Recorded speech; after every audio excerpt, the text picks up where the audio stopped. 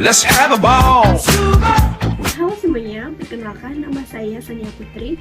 Saya mahasiswa Universitas Palu Seruteng, Fakultas Ilmu Kesehatan yaitu Keperawatan. Di sini saya akan melakukan penyuluhan terkait penyakit yang timbul pasca bencana yaitu malaria. Apa itu penyakit pasca bencana? Dan juga apa itu malaria? Nah, sebelum saya jelaskan itu kepada teman-teman sekalian, saya minta kepada teman-teman untuk menonton atau menyimak video ini 5 menit sampai 10 menit ke depan. Kenapa? Tujuan dari penyuluhan ini yaitu untuk memberi wawasan lebih kepada teman-teman terkait bagaimana penyakit malaria ini menyebar atau bagaimana penyebaran penyakit malaria ini.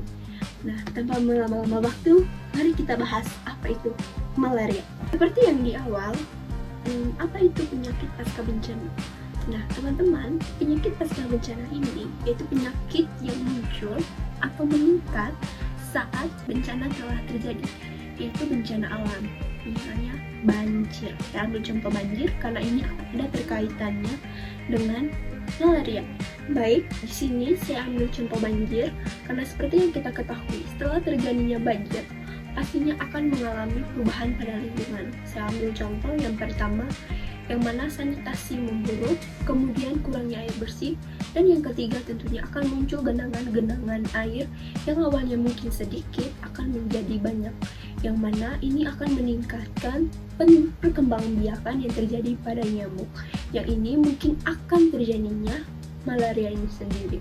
Oke, baik teman-teman, sekarang kita masuk kepada penjelasan apa itu penyakit malaria. Nah, penyakit malaria ini sendiri merupakan penyakit yang menyerang sel darah merah pada manusia. Nah, ini disebabkan oleh nyamuk Anopheles. Ketika manusia telah digigit oleh nyamuk Anopheles ini, nah ternyata parasit penyebab malaria ini berkembang biak di liver atau hati manusia. Nah, sebelum itu terjadi, pada saat dia berkembang biak, dia menginfeksi dan menghancurkan sel-sel darah merah pada manusia itu sendiri. Faktor resiko bagaimana berhasilnya parasit malaria ini tercipta itu karena faktor lingkungan atau kelembaban suhu sekitaran lingkungan tersebut. Misalnya saya ambil contoh pada saat banjir. Nah, itu memicu peningkatan genangan-genangan yang terjadi.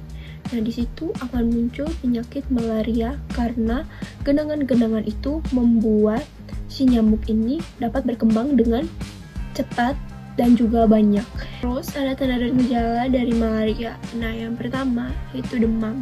Nah, demam ini dibagi menjadi 2 periode. Nah, yang pertama itu periode dingin, yang mana sesaat pasien terkena malaria ini, dia akan merasa menggigil, kulit kering dan juga dingin, dan penderita sering membungkus diri dengan selimut atau sarung untuk menghangatkan dirinya. Nah, yang kedua yaitu periode panas. Nah, pada periode panas ini si pasien tetap akan mengalami demam, namun yang tampak dari yang kita lihat yaitu muka mulai memerah, dan kemudian kulit panas dan kering, kemudian nadi cepat, kemudian demam tetap tinggi yaitu 40 derajat Celcius, kemudian respirasi meningkat, kemudian nyeri kepala, dan juga kemudian muntah-muntah, dan juga dapat terjadinya shock. Gejala yang lain yang bisa muncul yaitu menurut WHO yaitu diare juga bisa menjadi tanda dari malaria ini. Kemudian nyeri otot, pegal-pegal, kemudian batuk, kesulitan bernapas, ya seperti yang kita tahu tadi, ikterus, dan kemudian kelelahan ekstrem, dan juga bisa menjadi penurunan kesadaran pada orang yang terkena malaria. Kemudian ada komplikasi. Nah, komplikasi ini misalnya ketika seseorang yang terkena malaria pada fase awal namun membiarkannya, dan kemudian akan muncul komplikasi. Nah, seperti malaria otak, anemia berat, kemudian edema paru, dan juga hipoglikemia atau konsentrasi gula pada penderita menurun. Nah, terus bagaimana pencegahan dari penyakit malaria ini? Nah, pencegahan dilakukan dengan yang pertama tentunya kita harus mencegah penyebab dari malaria ini. Seperti yang saya jelaskan tadi, yaitu disebabkan oleh nyamuk Anopheles. Nah, kita harus memberantas sarang nyamuk yang dapat menjadi berkembang biakan nyamuk ini di lokasi pengungsian misalnya. Pencegahan berikutnya yaitu tentunya kita harus membersihkan lingkungan, menimbun genangan air, membersihkan lumut, gotong royong membersihkan lingkungan sekitar, misalnya mungkin sampah-sampah yang terbawa oleh banjir kita bersihkan supaya tidak ada genangan di plastik-plastik misalnya. Kemudian mencegah hal lain terjadi seperti mencegah hal lainnya seperti tidak membuang sampah sembarangan ataupun kemudian pada tempat pengungsian misalnya penggunaan kolam atau penutup tubuh di tempat pengungsian. Penting tentunya menghindari gigitan nyamuk, bisa memakai obat nyamuk atau tutup kelambu, kemudian pasang kawat kasta pada ventilasi, menjatuhkan kandang ternak dari rumah, menjauhkan kandang ternak dari rumah, mengurangi berada di luar rumah pada malam hari. Nah, kemudian pencegahan berikut menggunakan repellent sewaktu keluar atau bekerja di luar rumah pada daerah pengungsian dan endemik. Nah, repellent ini seperti obat penangkal. Nah, setelah pencegahan, pengobatan apa yang kita berikan ketika seseorang mengalami tanda dan gejala malaria tadi?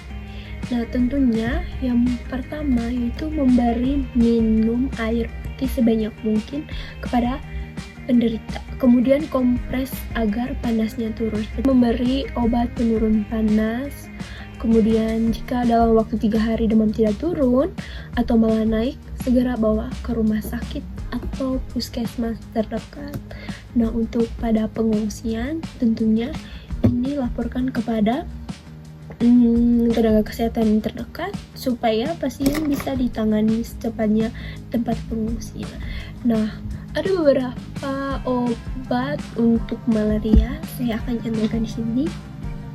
Iya, itulah obat-obat malaria. Nah, teman-teman, itu saja penjelasan saya terkait malaria, yaitu penyakit pasca bencana. Nah, kemudian kita masuk pada sesi diskusi. Oke, kita masuk dalam sesi diskusi. Nah, sesi diskusinya saya persilakan kepada teman-teman untuk memberi pertanyaan kepada saya lewat kolom komentar. Karena saya tidak bisa bertanya kepada teman-teman, saya memberikan waktu kepada teman-teman untuk bertanya kepada saya di kolom komentar. Bisanya saya menjawab pertanyaan teman-teman sekalian. Karena saya rasa itu saja yang bisa saya sampaikan, saya ucapkan terima kasih kepada teman-teman yang telah menonton video ini. Saya harap apa yang saya sampaikan dapat berguna baik untuk pengetahuan atau wawasan teman-teman sekalian. Saya Sania Putri, pamit undur diri. Terima kasih.